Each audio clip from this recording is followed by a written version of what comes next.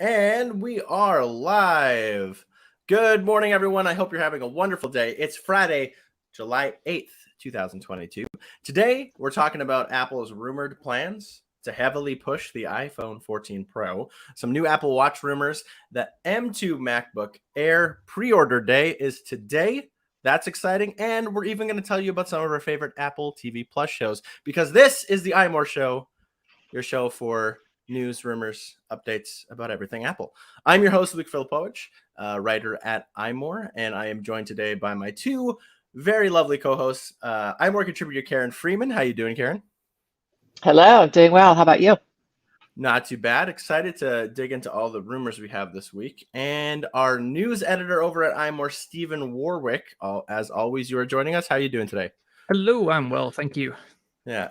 You've been talking about how this week is a bit of a slow news week in the Apple world. Probably due to a combination of things. We're sort of in the middle of, beta season. We're kind of done with WWDC. Betas are moving along, chugging along. The public beta is probably launching sometime soon. We think. We don't know, but we think. It would make sense. We're already in the third developer beta for all the new software, so we'll see how it goes.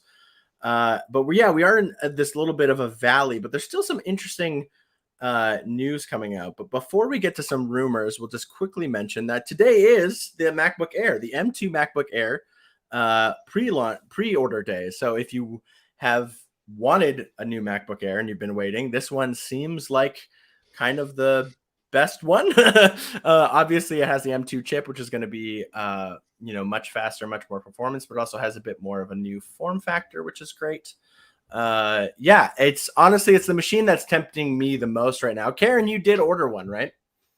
I did. I've been looking. I've always had MacBook Pros, and I've been looking to make the jump to MacBook Air because I'm just, since COVID, I'm traveling more and more and more, and said that means carrying a MacBook with me because I bring my work with me when I travel. And this seemed like the time to make the jump. So I pulled the trigger. I did it this morning. Which one did you get? I got like the base model. I didn't add anything except AppleCare. And I got the Starlight.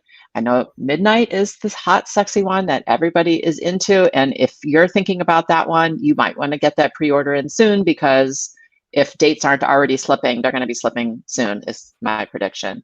I put a poll out on our social media, and Midnight is far and away the one that people are interested in.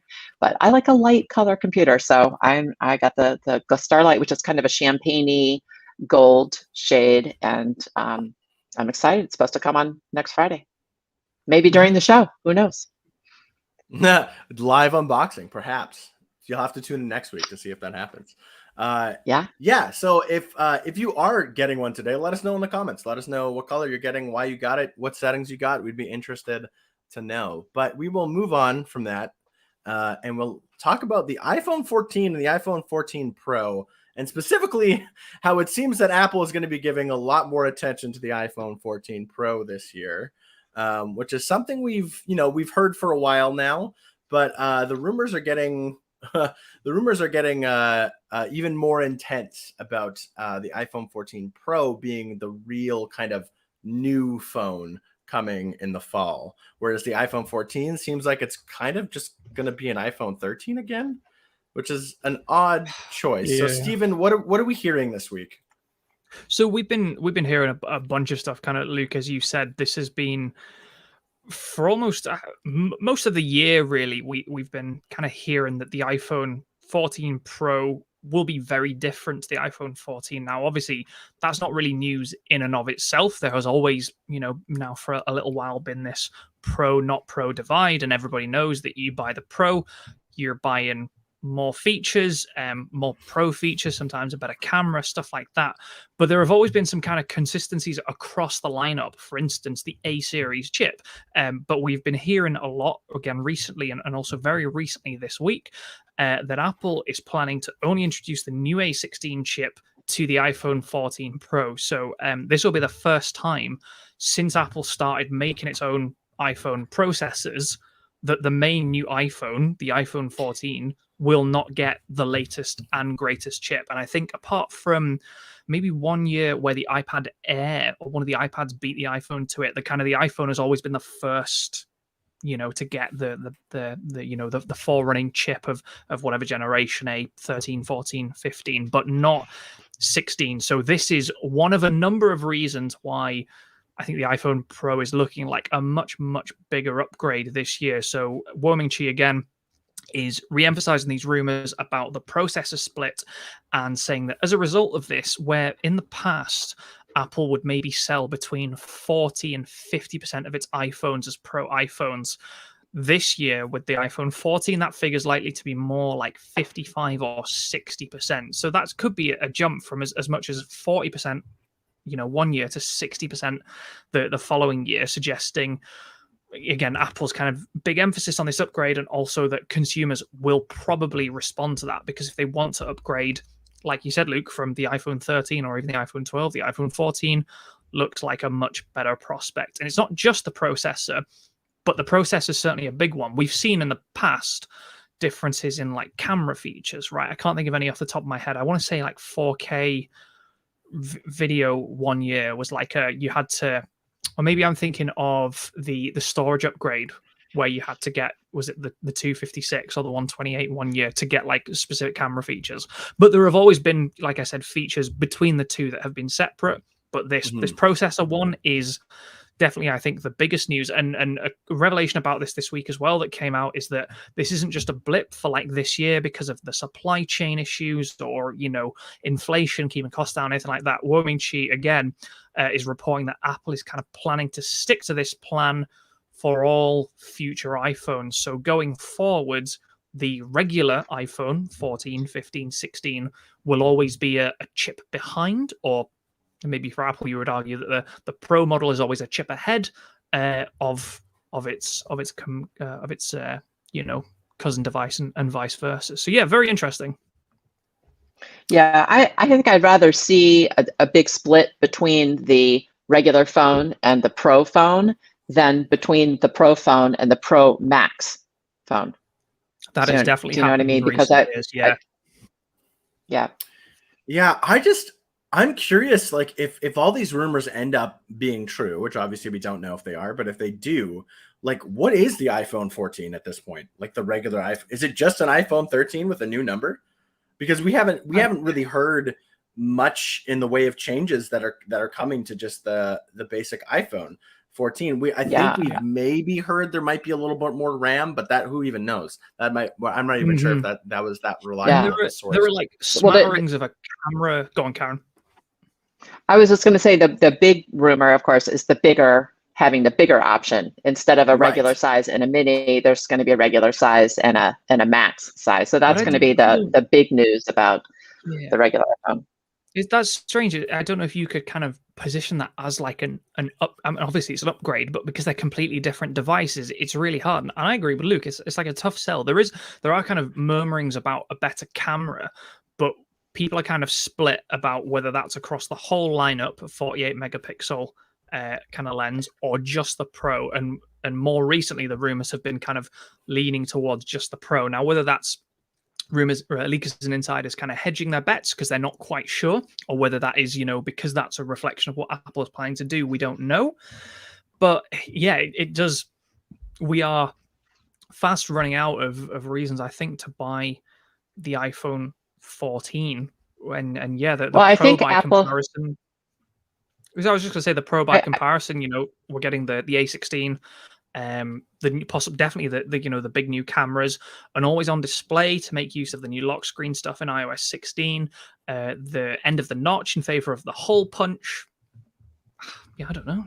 I think Apple is taking the attitude that the Pro lineup is for people who upgrade every year or every 2 years, whereas the regular iPhone is for people who go get a new iPhone when their iPhone breaks or stops working. Yeah. That's my theory. So Apple isn't going to put their big money and their big innovations into the regular phone, because that's not for people who are upgrading regularly. It's for people who just want to get like a newer phone when they need to buy a new phone.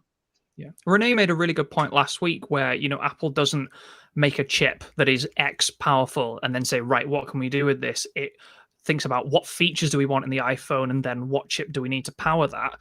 So by proxy, if Apple is not upgrading the chip in the iPhone 14, as we're now hearing, then presumably, like you said, Luke, there aren't really many new features to go with it. So maybe battery life, there will be, kind of an improvement and a consolidation of the hardware that's already there. But I mean, we won't know until we see it. But there's nothing that screams kind of buy me about the iPhone 14 just now, at least in my opinion.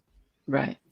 Right. Yeah, Well, I agree. That's why I think that Apple isn't aiming that phone at people who buy a phone because it looks cool or because it's new. And you have to wonder what the plan is for the lineup as well. Like normally we've seen, like, for example, the lineup currently, you can still get the iPhone 12 and the iPhone 11. Right. But if they're going to drop down the iPhone 13 and then maybe drop off the 11 and then you have the 12 and the 13, well, the 12 is definitely different, but the 13 and the 14 might be literally the exact same phone. So that wouldn't really, that wouldn't make sense to have it that way. So do they just, like, because they're adding that Max version, like, is it just going to go from iPhone 12 all the way to 14, then 14 Max, and then 2 Pro models? It would let them keep a mini in the lineup as well, wouldn't it? But then the reason we're hearing Apple is ditching the iPhone mini is because nobody really cares about it enough to buy it. So again, it's also, this is actually, I think, whilst sometimes you can argue that all the leaks and rumors we get about the next iPhone or iPad or watch, whatever, kind of spoil it.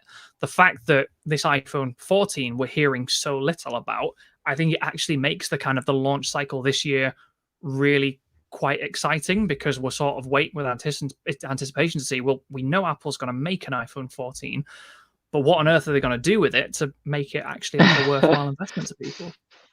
Well, Apple's going to come up with something to get people excited. Yeah, it's hard for the cynical part of my brain to not take over, where I just view this as a pure money move. Like it just seems like it's trying Apple. Like, I agree with Karen, where Karen, you said that they're kind of viewing the iPhone 14 Pro models as the people who upgrade every year or two, maybe through the upgrade program or just because they like to kind of keep up to date with tech.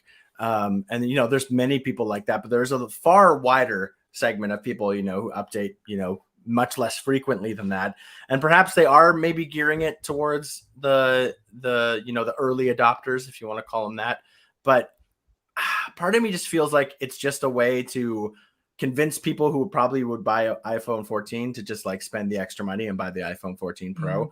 And it's hard not to look at it through a bit of a cynical lens, but we don't know what the iPhone 14 is going to look like. Like, maybe there is going to be some sort of wow factor that we haven't heard about. Maybe there will be some sort of surprise that we're not looking for, or we don't know yet. Conversely, you could say from money, it's hard because these decisions are made months, if not years, in advance. So I don't think you can necessarily say that Apple is reacting to the current, geopolitical climate or whatever. But times are hard for a lot of people, and a lot of people do not have the money that they would normally spend on an iPhone or such like that as maybe they have in previous years.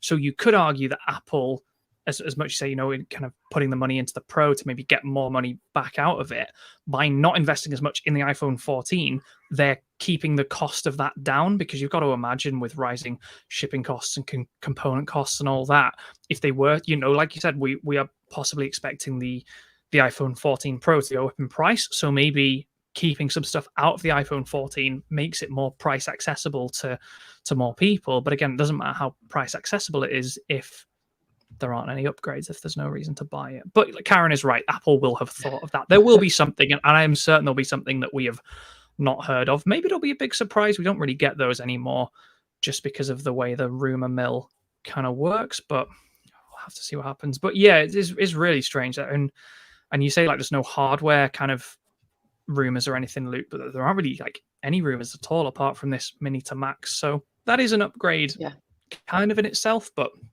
yeah. Yeah, I mean, we're still a couple of months out. We're still a couple of months out, so maybe we'll get some more rumors in the upcoming weeks.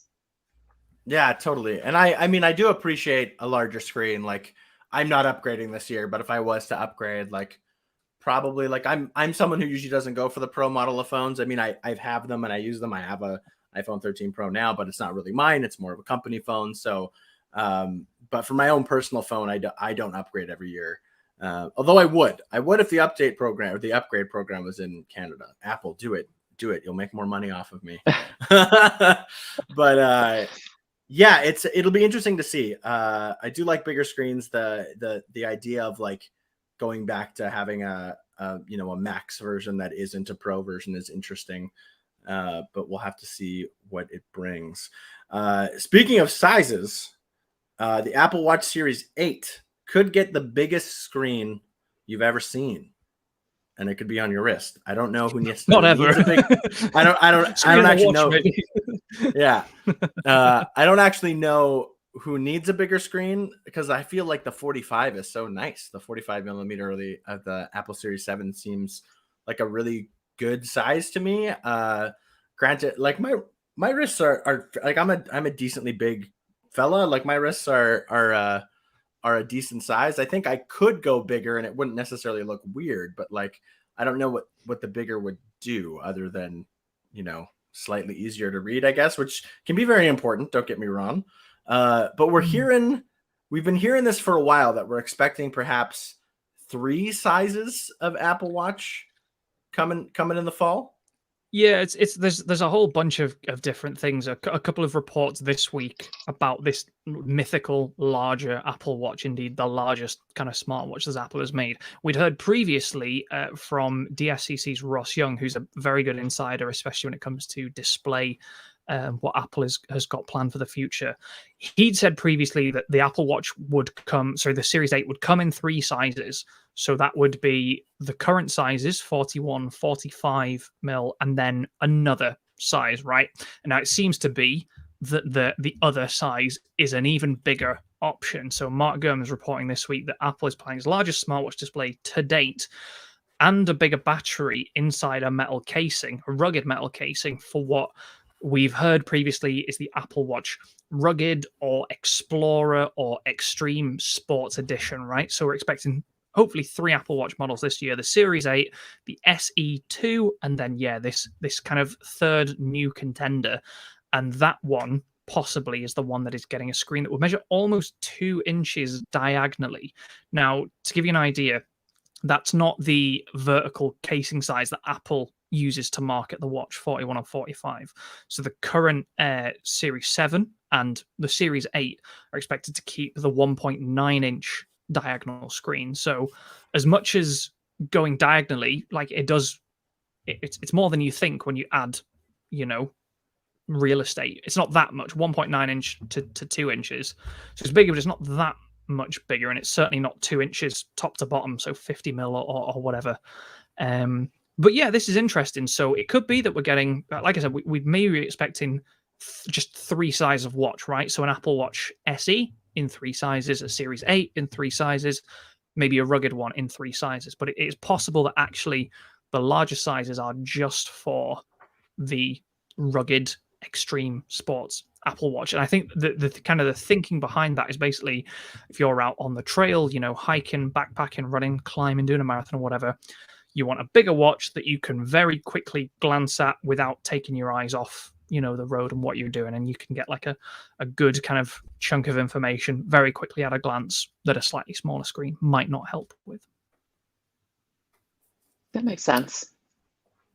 Yeah, and I see it having like very serious sport features. Like I'm not a runner, so I don't know all the correct terminology, but all the detailed information about your whatever sport you're doing, not just how many calories you burned or something like that. Yeah, it's interesting too because like once again, I'm not like a hardcore into running. I do a little bit of running for some exercise, but I'm not hardcore into that or really any hardcore sport, to be honest. But watchOS 9 does have a lot of new fitness like tracking capabilities that are coming to the Apple Watch. So it'll be interesting. And I've kind of said before on the site talking about how it really seems like Apple Watch OS 9 is like kind of a precursor to where the Apple Watch is going. I feel like they're really trying to just include so much more than they have before. And from the little bit I've used it, the fitness features, like it is much more robust. It does feel much more robust than previously. Like the entire workout app is much. There's so many more like options and stuff for users to check out. So I think it'll be interesting to see if the sports edition does go, that extra mile. It like takes everything that they've already added in WatchOS 9 and then even adds more, hardware that even makes it better. And perhaps, like Karen said, I think that there'll be some stuff that only it can track. There'll be specific, very focused metrics that you can get, which like a lot of things like Garmin or like Polar's very good for running watches and things like that, have a lot of detailed metrics when you really break it down. And I know people who use both. I actually have a friend who's a triathlete, and when he practices, or like when he trains, or when he like actually does a triathlon, he'll slap on his Polar, but like he uses his Apple Watch for like most other like just generic workouts or whatever. Right, and that's exactly it. You're exactly right, and I think a lot of athletes like your friend, they don't trust the Apple Watch for their real workouts. They think the Apple Watch is just for casual workouts. And I think Apple's really trying to get in on that market of the serious athletes, and so that they stop buying Polars and Garmins and all that stuff and just buy Apple Watches. I think that's the direction we're going. Because I mean, when you think about it, if you remember when the Apple Watch was first released, it was very fashion focused, right? It was we had the Air Base and the gold, like the real gold, not stainless steel gold, but actual gold, and it was definitely marketed as a fashion watch, and over the years it's gotten more and more health focused, fitness focused, and I think now Apple's really pushing the fitness direction. So I think that's what the new model of watch is really going to be focused on. It's interesting as well, because you remember last year the debacle where we were, sort of told by a bunch of different leakers that a new Apple Watch Series 7 was coming with a whole new square edge design that turned out to be mythical. It seems like that is quite possibly the rugged watch of this year that we've been told to look at. So that kind of fits in with like the rugged metal casing that we've been hearing about that kind of goes with this. The interesting thing for me as well is, remember, when you talk about it's like 7% kind of screen real estate, you're making the watch bigger. That's quite a lot more battery that you can fit into that watch. So the watch is also going to be really, because a lot of people who go out on, if you're going hiking or stuff like that and you want a kind of a rugged wrist companion, you need a battery that's going to last you probably more than 24 hours at the very least. So it'll be interesting to see kind of what gains Apple is able to make on that front. And I wonder, because it kind of just popped in my head just now, if it is kind of a more specialist targeted piece of equipment, like you were saying, like your Garmin's and your Polar, is the other one? I've not heard of that one. Is that I wonder if Apple will ditch any functionality that you might expect like in a regular watch to make it a more targeted and focused kind of item. I don't know if they'll ditch other features, but I do think the battery is going to be key, because I mean, I have a Series 6, which is by no means an old Apple Watch, but if I am walking around all day, sometimes like that'll be my workout. So like if I'm sightseeing on vacation or something, rather than going to the gym, I know I'm going to be walking, 20,000 steps. So I'll just start a workout when I start walking around wherever I'm visiting. And my battery won't make it like more than if I have a workout running for, 3 hours or whatever, like my battery's dead. So the needs to be improved quite a bit in order to have this, this quote unquote explorer. Like if they want people to use it for marathons, I mean, it takes you what, 5 hours to run a marathon, 4 or 5 hour. I don't know. It depends how fast you run, I guess.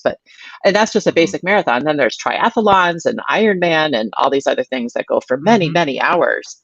And so battery's got to be a lot better than it is. So I think maybe they will need to ditch other features in order to get that battery in there. Yeah, that's a good point. I actually didn't even think about that, but I told, my friend who does triathlons, I told him like, oh, when WatchOS 9 comes out and you update like in the fall, because he's not going to get on the beta. That's not his lifestyle, which is fine. Don't get on the beta if you don't have backup devices. It can be very, very, very hard on your devices. But I told my friend that he should try it out, like try training for his training, just to see what it's like. Because there is that triathlon setting now where you don't have to. You just have to press triathlon and go. It'll automatically detect when you're running, cycling, or swimming based on the motions and the sensors in the watch. And I'm really curious to see how it works because I'm not fit enough to go try triathlon just to see if it works as well as Apple says it does. But I'm curious if that'll be enough for him to ditch his Polar when he's doing his hardcore workouts or his training, or if he'll still need some of the stuff that they have there. I'm curious to get his opinion on that. I'm really excited for him to try it out. And he didn't even know because he's not super connected to the tech world, but he was like, "Oh, that's cool. I didn't know that they were coming out with more fitness stuff. I'll have to check it out when it launches on his Series 6." I wonder if that new model will have to have some kind of specialized workout low power mode in order for the battery to last. I mean, because I'm just thinking about like serious athletes having a workout running for 8 hours or however long. I mean, the battery would have to be many times better than it is now. So I wonder if there's going to be some kind of special mode for that, where you won't be able to check the weather or your messages or whatever. Yeah, that was a rumor about WatchOS 9 and WWDC. There was that Apple, Mark Gurman told us that Apple had this big low power kind of upgrade coming, where it would be a low power mode, but your watch wouldn't become useless anymore. And then that didn't materialize. Right. So it is very possible that is actually like that exists, but it's a hardware thing that is coming with the new watches, as opposed to a software thing that is coming to kind of all of the watches. Or maybe it is both, or maybe it is a software thing, but Apple is just waiting for, and Karen, like you said, maybe it's something that will debut with the rugged watch because that doesn't make any sense that you would have a watch that is, trying to keep track of the weather and your messages and your emails and stuff like that, but it can't go the distance with you when you're trying to do a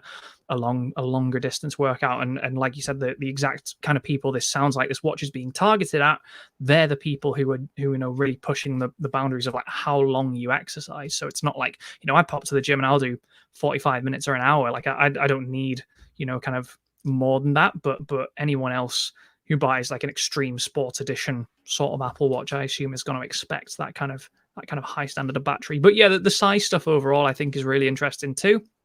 And I think now we've heard it positioned like this, the larger watch just being that rugged version makes a lot more sense. I'm kind of with Luke. The 45mm of the Series 7 for me really is big enough, I think, for most people most times, and the 41 as well as the lower option if you don't need that size.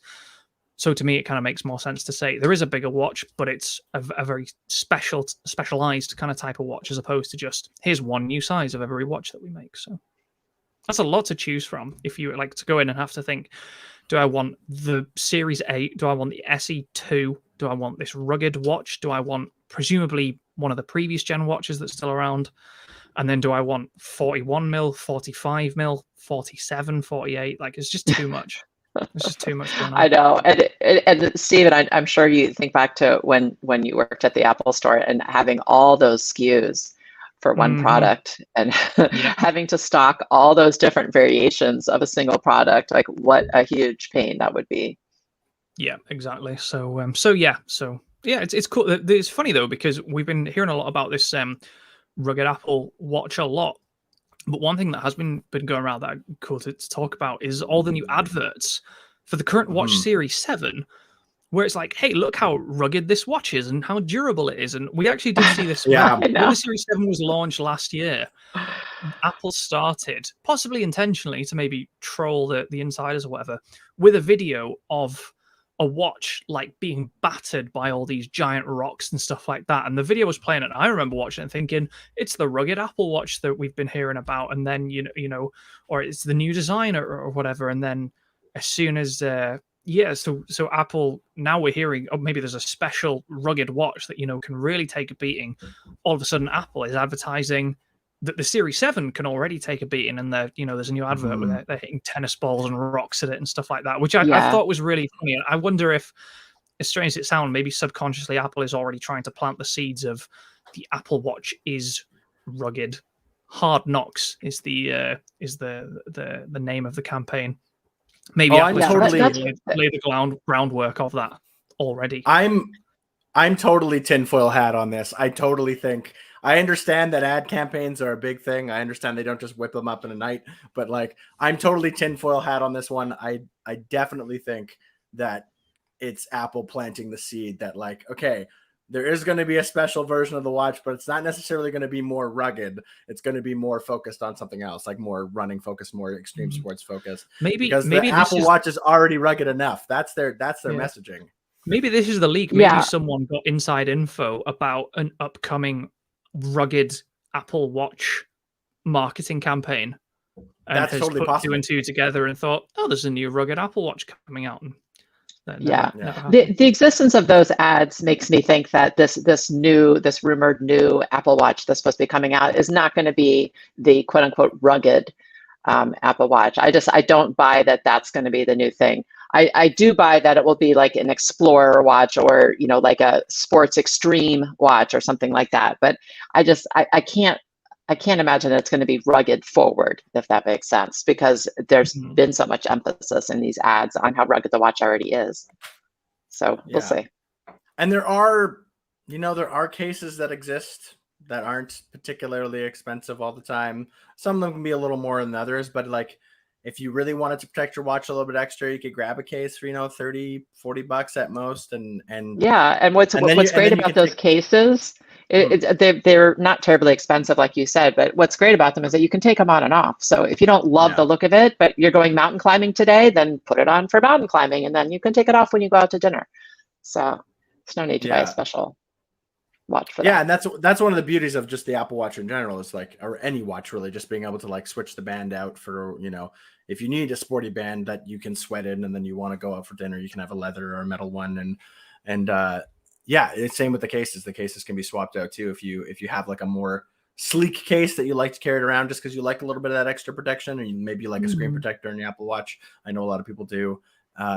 It's easy to kind of like mix and match. So I don't know if Apple needs to worry about, making something super chunky or super, durable, more durable than the Series 7. So that's something that's really interesting. Actually, we're talking about a whole new, possibly product line of Apple Watch, but we've not heard anything, and we've certainly not discussed, what that might entail for the accessory side of it. When we have the Nike Apple Watch, which is, very sporty, we have a kind of a custom set of bands to go with that. The Hermes, that's meant to be, like a much more premium one that comes with its own special set of bands. So I wonder, you have to imagine that if there is a rugged Apple Watch kind of in the pipeline, that will also come with bands to that effect that are extra durable or extra rugged, or can be swapped out at a moment's notice, or maybe they're like machine washable or something like that. So that'd be really cool to see, because if we're getting a rugged watch, you assume that they'll, there's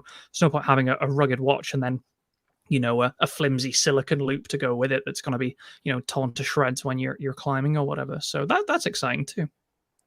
I bet that makes sense, that they would have like a big thick rugged band for this Explorer watch. Quick little update about the MacBook Air. One of our commenters is going to put it up on the screen here. Did order a M2 MacBook Air in the midnight colorway. They did get delivery for July 15th, which is the earliest day you can get it, next week. But they tried to order the 67-watt charger, and that would have pushed the delivery date back 2 weeks already. So definitely, if you're thinking about ordering one, if you wanted to get pre-order, you're probably going to want to start doing that soon, because it sounds like for certain features and certain options are going to be slipping already. So just thanks. It's interesting. I would not have predicted that the charger would be the feature that would push your delivery date out. I thought it was going to be the midnight color. Interesting. It is expensive though, so I wonder if they didn't make that many in anticipation of it being, although it is like fast charging on the MacBook, I think is a big deal. So I'm surprised that they're not maybe more prepared for people to buy that. Yeah. Well, thank you for sharing that, Shrevster. That's interesting news. Yeah, thanks for letting us know. Base model too, they also said. So that's nice. Yeah, so interestingly enough, well, we're talking about rumors for everything. Apparently, there is a bunch of new Apple products that have potentially been leaked in some software. Steven, what's going Yeah, on with this? we're not. I'm not totally sold on this, but this is a really interesting rumor from someone who is like a reverse engineer who's just been kind of digging around in some Apple software. They didn't want to share kind of what software that it was, or at least us to share that kind of publicly, but just that there is software that's publicly available that they've been digging around in, and that other people have been and shared stuff kind of previously that contains a bunch of, these like code names that you get when you're referring to possible unreleased devices. We've already seen them previously. So Mark Gurman, when he talks about the new upcoming iPhone 14, he's like referred to like the iPhone 14 and the iPhone 14 Pro, and he gives their code names like Deep 73 and 74, I think they are for the Pro. So this kind of includes like a rundown of all these different things we might be expecting, and I don't think there's anything kind of revelatory in there, but it is just kind of nice to cross-reference. So, like for instance, there's the new there's a new HomePod referenced in there. There are some Macs which you would assume are M2 Macs that we've got coming. We've heard a bunch of those. One interesting one was that there are kind of 9 watch models, which is why I had in my head about maybe there are 3 models in 3 different sizes, but equally that could be 2 models and they come in GPS and cellular, and then maybe 3 Explorer ones or whatever. So it's hard to see how that would follow, but 9 watches, a couple of different iPads, which are interesting, and then of course the iPhone 14s that we've seen. So we've been hearing, kind of a lot about what Apple has planned. It's going to be a huge kind of fall program of upgrades, an expensive fall for all of us, no doubt. But yeah, like I said, I don't think there's anything kind of mind blowing. The HomePod is cool to see that in there, because we've kind of heard that Apple does indeed have a new HomePod that's coming, and a new Macs as well, new M2 Macs. Interesting. Someone was asking in the comments actually about the 15-inch MacBook Air, like an M2 version of that, and what we think and where it's coming. I think it's a great idea. It makes sense to have a larger MacBook Air that isn't necessarily kind of pro money. So this could be one of those devices that is, coming in the next few months or whatever. So yeah, lots of new stuff on the horizon, which I think is very, very exciting, and proof that, if you sort of dig deep enough in Apple software, you can always find kind of something pretty juicy, which is cool. Yeah, Marcia in the comments was asking if we think we'll get an M2 15-inch MacBook Air, and if so, when. My personal take is I think we will. I think we are gonna. I don't know if it'll be 15-inch 100%. I don't exactly know, but I do think they are going to experiment with like a bigger MacBook Air display and see how that goes. I think it would be a great product, honestly, because if like the MacBook Air is potentially has one giant weakness, is that it's only in the one size, and I think some people really like a bigger screen for lots of different applications, and I think it would be an easy sell. I really do. And when it comes to when, honestly, who knows?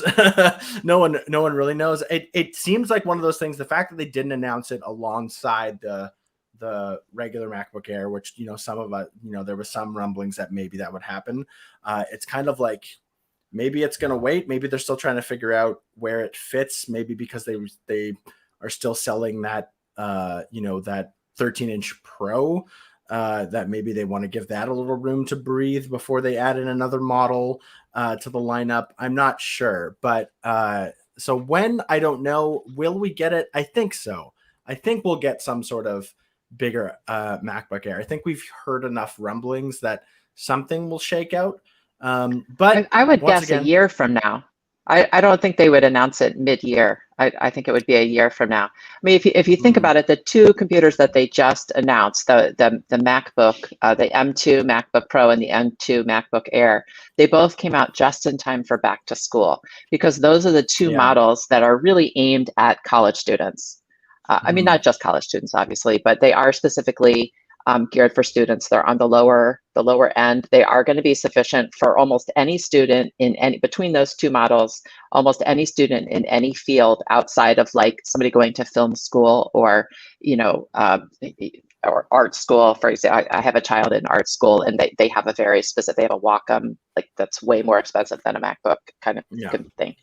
But other than like very specialized fields like that, most college students, most high school students, and teachers and college professors, like those are the two models that are going to be perfect for those audiences. So it would, the 15-inch MacBook Air, if there ever is going to be one, I think would also still be aimed at that market. So I think that's good timing to release a computer like that, but that's just a theory.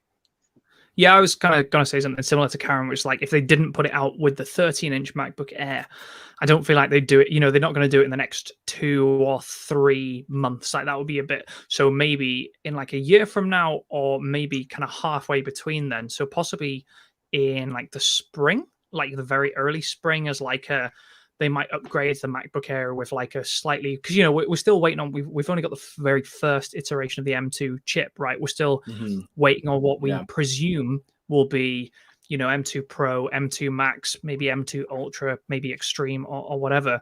So you have to wonder, once the next steps up in M2 come out, will there be Macs to take advantage of those? Probably yes, like the 14-inch and 16-inch MacBook, but will there also be new versions of existing Macs? So for instance, when now we have the M2 MacBook Air, could we get like an M2 Max MacBook Air? And it might be, you know, slightly bigger, because that might help with the cooling and things like that. So yeah, I think the 15-inch form factor is pretty much nailed on with the M2, but I think considering it didn't, like, and with Karen, like, because it didn't just come out, I think we're still, you know, maybe either 6 or 12 months away. We're like a product cycle or a half away. You know, we're not talking in the next few weeks or months.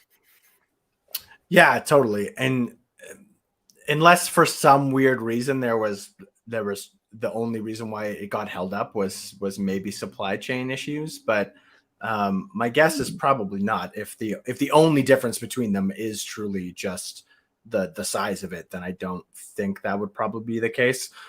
So yeah, I think maybe betting on at least about a year to maybe, you know, 6 months from now might be a good bet. But well, the other thing is we never know. They could launch it tomorrow for all we know. Apple can do whatever it wants. Yeah, we could get a press release in 5 minutes. Who knows? That's true. It's not like that's a good point. It's not like it would be a model that really needs an introduction if literally all it is just slightly bigger. I mean, I guess it would be a first for them, so maybe they would want to put a little, you know, pizzazz behind the announcement. But, you know, we've seen them launch, you know, products that we thought would maybe I still am surprised that the AirPods Max were launched in a press release. Like, I know AirPods most Pro AirPods too. Yeah, most AirPods have been, so maybe it's not that, but like I just thought the Max was so different, I guess, in a lot of ways. Yeah. And it was so special and it was a very Apple product, you know. It's very sleek, it's very unique in a lot of ways. It doesn't really look like a lot of other headsets. Although you could know, say that makes sense. Yeah, but because you can't, it's very difficult. It's very easy to demonstrate on a screen at a keynote or a press conference or whatever. Here's how the new MacBook is better than, you know, the previous one or whatever. But because it was a new product, and because it's really a listening experience, I don't know how much, maybe there isn't that much value in dedicating, you know, keynote time to it. So maybe it just, and yeah, the AirPods Pro are a huge breakthrough for Apple, you know, first ever noise canceling earbuds the company had done.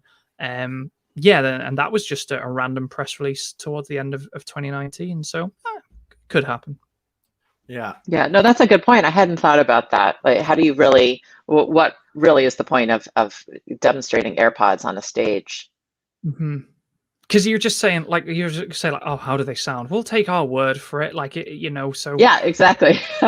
Yeah, like they show people dancing around on stage. You say that about the studio display of the MacBook Pro, but there are other features. Whereas when it comes to like AirPods Max, all you want to know is, well, do they sound good? So right, you can't tell someone about that. You have to really listen to it. It's true. It's very much a like visceral experience in that way, right? Like the listening, the feel of the headphones on your head, like it's all very personal. It's all very, very you know, hands-on experience. Which maybe you're right. Maybe a keynote just isn't the place to showcase that. That's mostly, we've talked about how we're in a little bit of a news dearth recently. Just I think it's the way the cycle's going currently. Do you want to talk about the Clownfish wallpaper really quickly? Oh yeah, sure. Let's throw it back. Bell bottoms are back, mullets are back, clownfish is back. Did we have mullets in 2007? Oh yeah, my mullets gosh, are back, Steven, baby. I guess you're not around younger people anymore.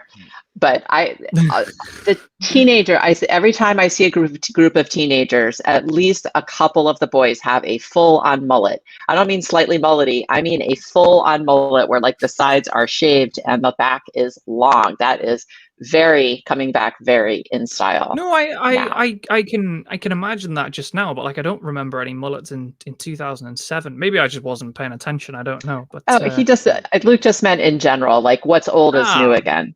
No, the last time mullets were in style were when I was a teenager. They were not in style any time in between, other than very ironically with a very select hipster crowd.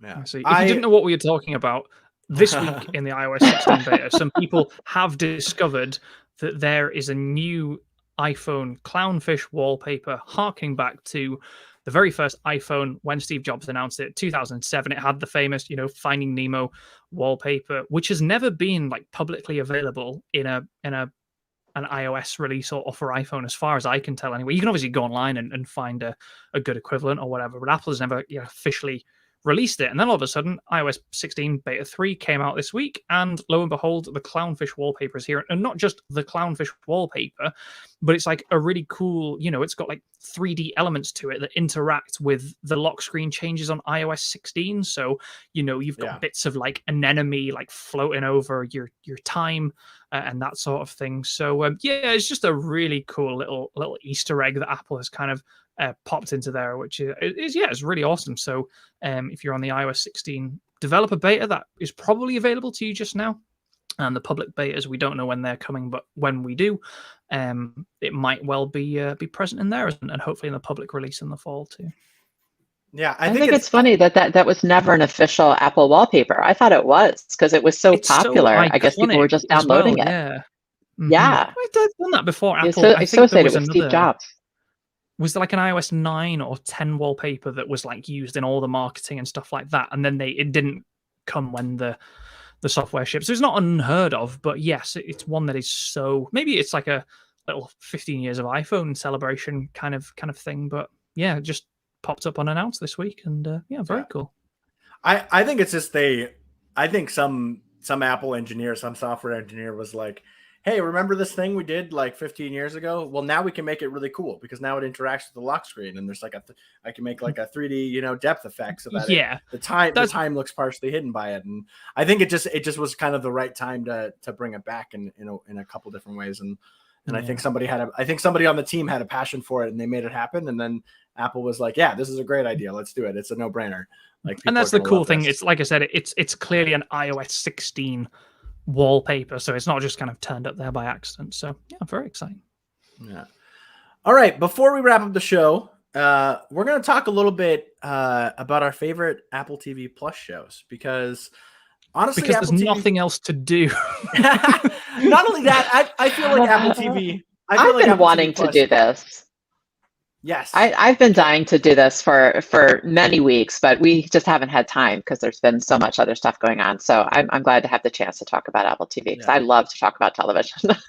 Yeah, and Apple TV Plus, I feel like is not quite. It doesn't quite get the recognition it deserves. I think there's some really good stuff on there. Mm-hmm. And even I'll even call myself out. I constantly kind of forget that I have Apple TV Plus, and I constantly don't watch shows, even though I'm really interested in them.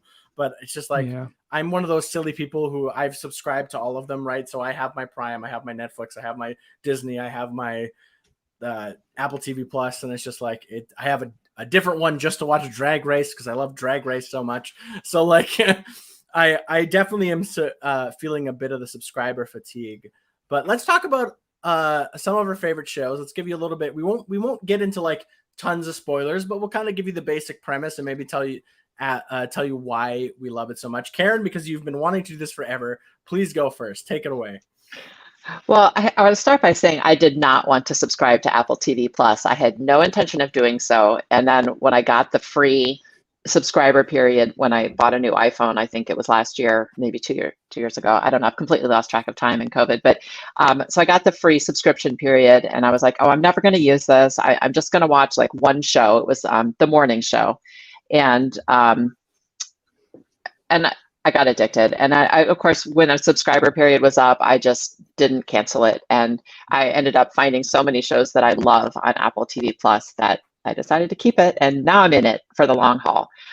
So the two shows that I wanted to talk about, first is Severance. And I feel like everybody's talking about Severance, so I'm not going to say too much about it. It's a sort of a surreal show.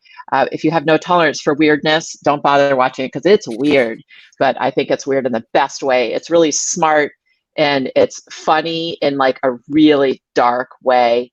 And the premise of the show is there's a way that they literally sever people's brains so that they surgically, not how they do it not is, like it, is not like not in really Saw. important to the show, but not like in Saw. Yeah, no, it's an insertion of a chip rather than like an actual cutting. But anyway, your mind is severed so that when you're at work, you have no knowledge or memory of your home life, and when you're at home, you have no knowledge or memory of your work life. So in a sense, you're severed into two separate people, and all of the things that you think could go wrong with that do, and in surprising ways. And I just, if it sounds like too weird of a premise for you, too out there, then don't watch it. But if that interests you, I definitely recommend it. And I'm always wary of overhyping shows that I love because nothing ever lives up to like extreme hype. But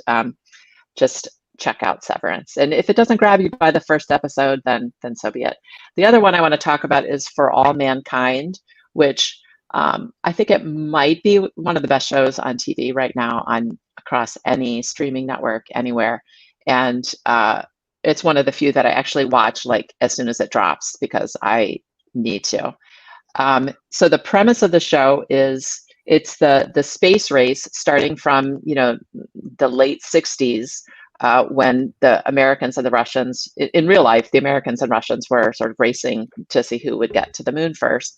And but this is an alternate reality show. So things don't go exactly the same way that they went in real life, and things just get more different from there. And it goes through time, like right now we're in the 1990s and 1994 to be exact.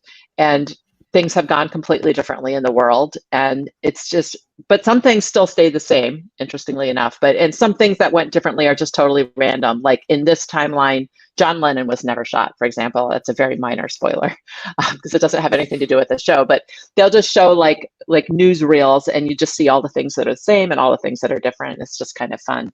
But it's I guess you could call it sci-fi / fantasy, but it's I guess realistic fiction, you could say, but on an alternate timeline. But the thing that some people don't like about it is some people go into it expecting a pure sci-fi thriller type show.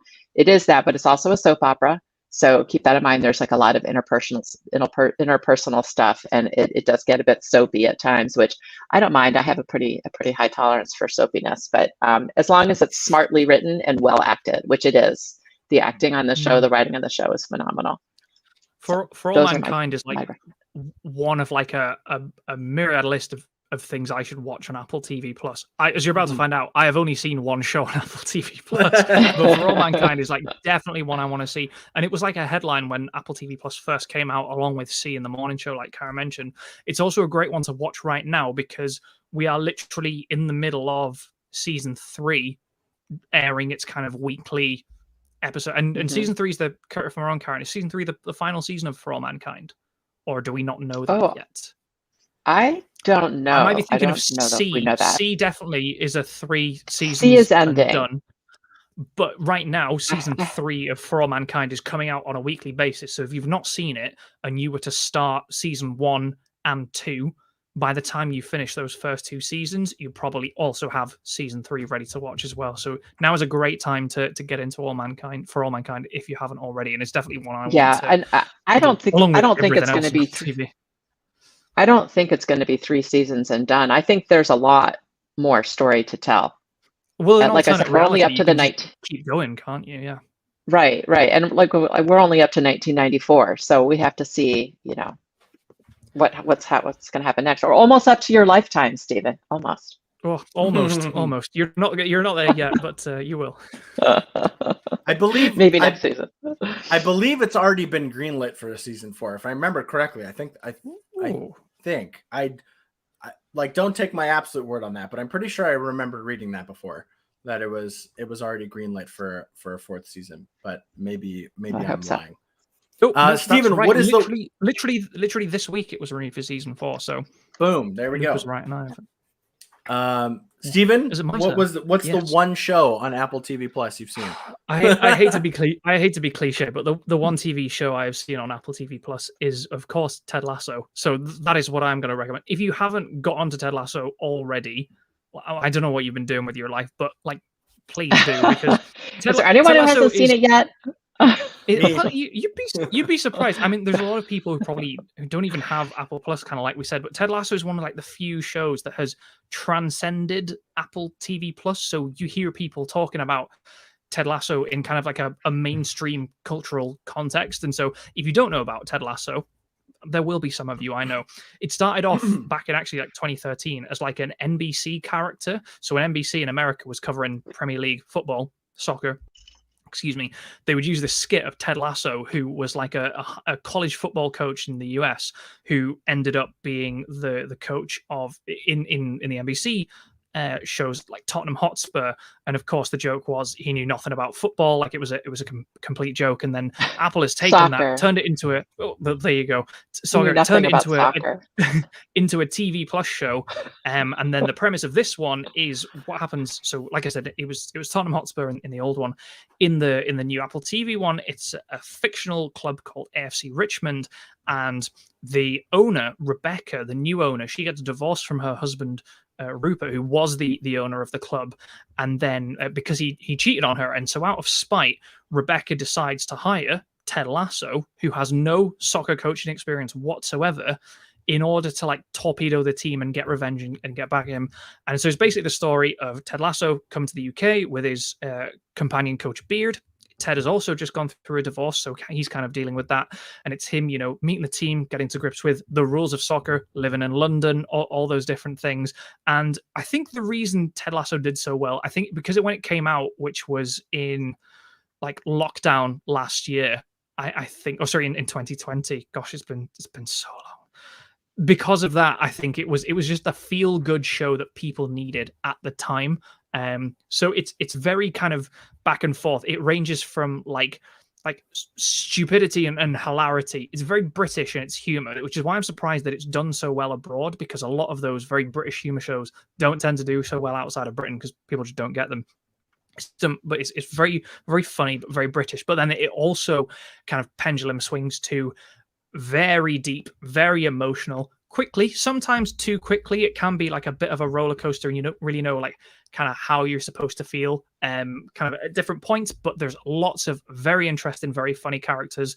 Ted, of course, Coach Beard, like I said, Coach Nate and his arc is all very interesting. Rebecca, Keeley, Roy Kent. So the footballers themselves, they are hilarious. So yeah, highly, if you haven't seen it already, highly recommend Ted Lasso. The great thing about it as well, there's a bunch of seasons to watch, and the episodes are really, really short. So if you don't want to sit down and like trawl through like a Sea or For All Mankind, this is a very like you could eat this while watching your dinner very quickly. Like it's so yeah. If you've not, or you could watch it while eating your dinner. Did I say eat this while watching your dinner? It's been a long week. Yeah, you could watch this while eating your dinner. You can try and eat it while watching your dinner, but it will go cold. So that is my my very quick elevator pitch for Ted Lasso. Check it out if you haven't already. I know there won't be many, but if you haven't, you should. Yeah. I agree with everything that you said, including the reason for its popularity, that it came out during COVID. And people needed something that wasn't so dark like most television. It's a real gateway drug to Apple TV Plus. I think it's like the thing that people get Apple TV Plus for is I'm going to watch Ted Lasso, and they're like, well, I've got it now, so I might try something else. So, And it's from creator Bill Lawrence, who's like specifically Scrubs.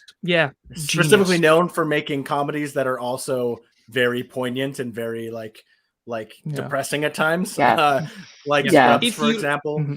That is a great flag. So if you've not seen Ted Lasso, you're not sure about. If you like Scrubs, you will love Ted Lasso because, as Luke said, same creator, quite similar, very different stories and concepts, but very similar in terms of style. If you don't like Scrubs, you'll probably hate Ted Lasso as well. Yeah, that's probably If so, that's a good suggestion. I also like Steven. I've seen a lot of first seasons of shows, but I haven't gotten around to actually like getting past it. The one I have though is the morning show, which interestingly enough hasn't really caught on that well. I think it's it's a bit of a hard subject matter. It's obviously, if you don't know, the premise is it's essentially an office who does a morning show, like a morning news show, like Good Morning America, something that sort of esque style. And at the very beginning, one of the big hosts, Steve Carell's character, who I forget his name at the moment, but he gets fired for like sexual misconduct in the workplace. And that's kind of all the team hears at first. They don't hear about what happened or what, and you're sort of thrown into this like office culture that is like dealing with the reckoning around this like sort of not really well kept secret, as you start to find out that certain characters have known, and like who sort of protected him, who didn't, like who benefited from his activity, who didn't. And it's like, I think the acting's really well. I think that's my biggest point for it is I think like the leads, especially like Jennifer Aniston, Reese Witherspoon, Steve Carell, Billy Crudup, all do like an amazing job. There is some pacing issues. It definitely, like the first couple, if you're just getting into the show, I'll even admit, like even as a fan of the show, the first couple episodes are kind of janky. They're a little hard to get into. The writing isn't 100% where I think it gets to in the series. But it gets better and it gets more interesting, and the revelations that come from this bombshell that's been thrown into this workplace is really interesting. And I think it doesn't shy away from some of the uglier parts of humanity. It is a bit depressing in that way, but I think it's a really interesting character study, and I think like it really deals with like all these different aspects of like this one, of how this one person's actions can kind of ripple through an entire group of people. And it's really interesting. And I think like where they go with it and how the characters kind of evolve from it, and some of the revelations they have about themselves and like the others around them is really interesting. And I think there's really interesting character dynamics. It's definitely not a show for everyone. Like you have to like some like pretty kind of like meaty drama. You kind of have to embrace that a little bit. But I think if you do, and you can get past the first couple episodes, which I will admit are a little uneven in terms of storytelling, but I think it really does escalate. Like the end of season 1, I won't spoil anything, but the end of season 1 was one of the best endings for a show I've seen in a while. Like I really wanted to see season 2 after season 1 ending. Like it ended so strong. And I think that's one of the reasons why I did come back when season 2 was launched, and I did like get into it right away, was because like the season 1 ending was so strong that like I just wanted more. I wanted to see what happened after that climax. So I think it's really, I think it's interesting. I think it's a subject that obviously in society we're dealing with a lot now, right? Like the Me Too movement, and just, finally maybe getting to a place where people can call out this horrible behavior that happens in some workplaces, and it actually maybe gets dealt with. I don't think we're a perfect society by any means, and we have a long way to go, but it's really, poignant of where we are in our, in kind of our society right now. And I think it's an important show. I think it highlights a lot of interesting facets that you wouldn't think about. Just, from, if you hear all these high profile cases in the news of, like your Harvey Weinsteins and all that sort of things, you kind of obviously are like, oh, that sucks. But I think like diving into the grittiness of like how many people that stuff affects and how the rippling, the after effects of it, even after Steve Carell gets fired, like he gets fired in the first episode, and the whole show is about like this reckoning that's coming to this workplace. And I think it's really interesting. It really kind of hits the nail on the head. And I think it has some important stuff to say. So I think if you don't mind like a bit of a heavier drama, I think it has some really great acting in it, some acting performances that are great. I think the character dynamics are really interesting, and there is genuine surprises throughout the show. Like there's some things. One thing I really like. Don't see coming. Yeah, for sure. I agree with you on all counts. And one thing that I really like about it is how much gray area there is. Like from the first episode, you're like, okay, bad guy, good guy, good guy. And then that all gets kind of turned around and jumbled throughout the show. So you have to have a lot of stomach for gray areas. Some people like their show is very black and white. This is the good guy. This is the bad guy. This is not your show. Yeah, and that's true, and I think like that's often life. Like life doesn't necessarily have black and white. Life has a lot of gray, and I think that is one of the reasons why I do like this, is because it really sort of explores that gray area a lot, and giving characters a lot of different facets.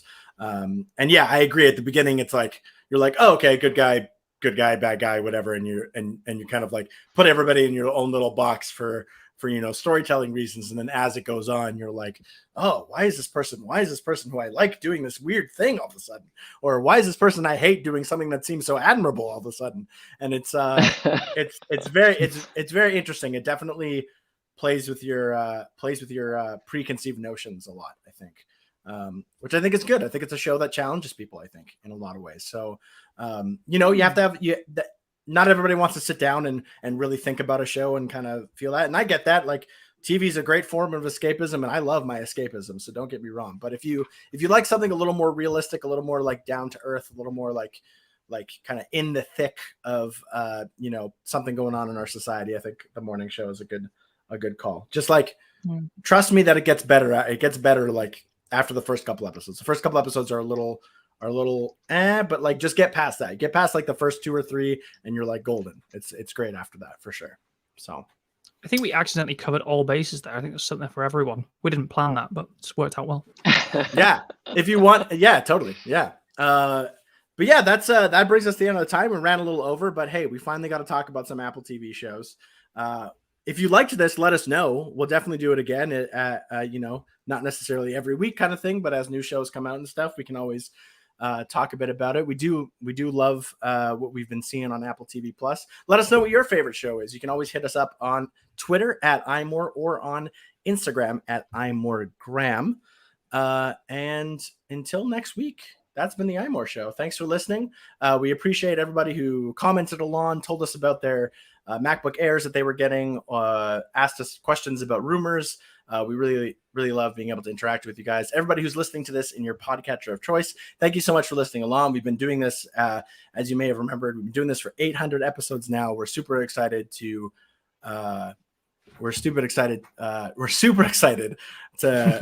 keep the legacy going, keeping the show going, and talking to all of you every week.